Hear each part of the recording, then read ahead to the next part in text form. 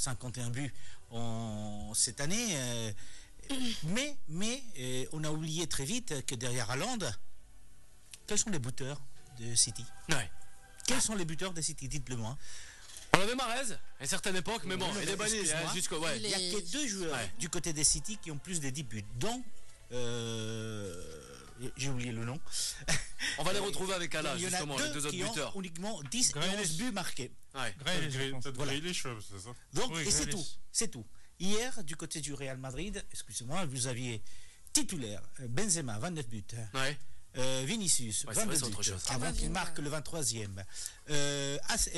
Rodrigo, 16 buts, titulaire aussi. Puis Valverde, 12 buts. Donc, du côté du Real Madrid, il n'y en a pas un qui met 51, mais vous en avez au moins 5 parce que je n'ai pas compté Asensio qui était sur le banc et qui a 11 buts. Mais vous avez 5 qui, à eux tout seuls, effectivement, vont au-delà de ce que peut marquer, par exemple, Haaland. Donc c'est pour ça que je vous disais qu'on va trop vite en besogne.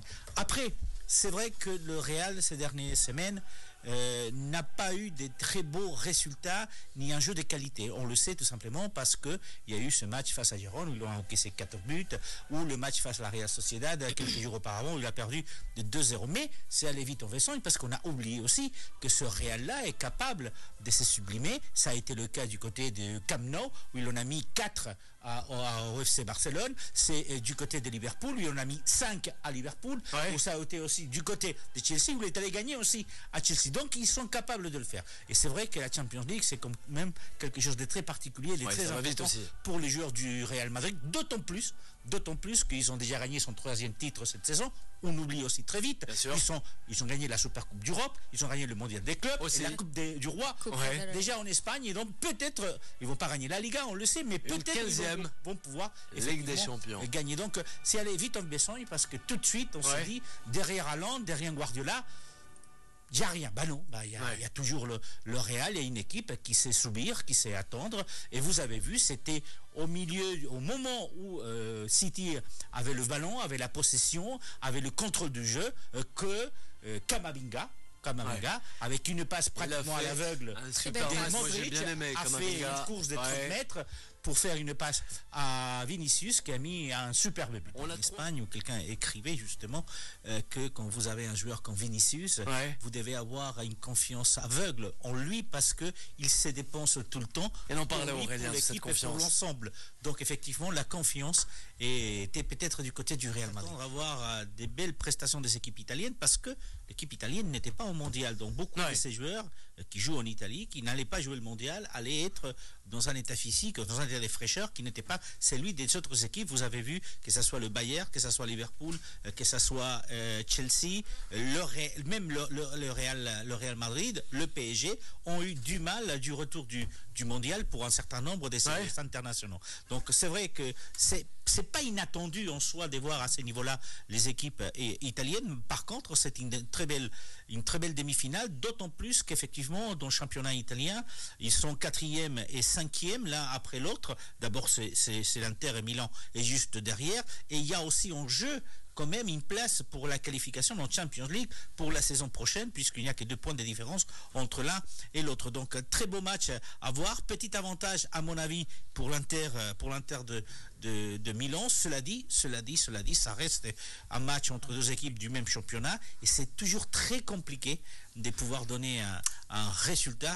On va voir. Que c'était les Real Barça ou encore les 2 finales entre l'Atlético de Madrid et le Real Madrid, voire Real Madrid-Valence en 2000 du côté de Stade de aussi.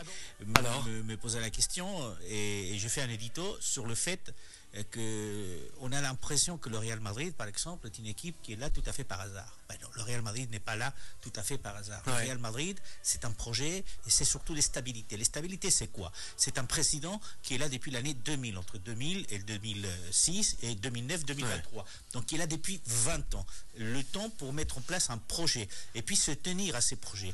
Une grande équipe, quelle est la recette? La recette, c'est que toujours, je donne l'exemple du Real, c'est que vous avez des joueurs comme Marcelo qui ont été là depuis 14 ans, des joueurs comme Ronaldo, 10 ans, des joueurs comme Modric, 9 ans, comme Kroos, 10 ans, comme Benzema, 14 ans, c'est-à-dire vous avez des joueurs qui sont là sur un long projet. Et quand ces joueurs partent, il y a des joueurs qui vont les remplacer, qui sont arrivés 1 voire 2 saisons à l'avance, Camavinga, Tchouaméni, Valverde, et qui sont là justement pour remplacer ceux qui vont partir l'année prochaine ou dans 2 saisons. Et puis, vous ne vous trompez pas dans les arrivées.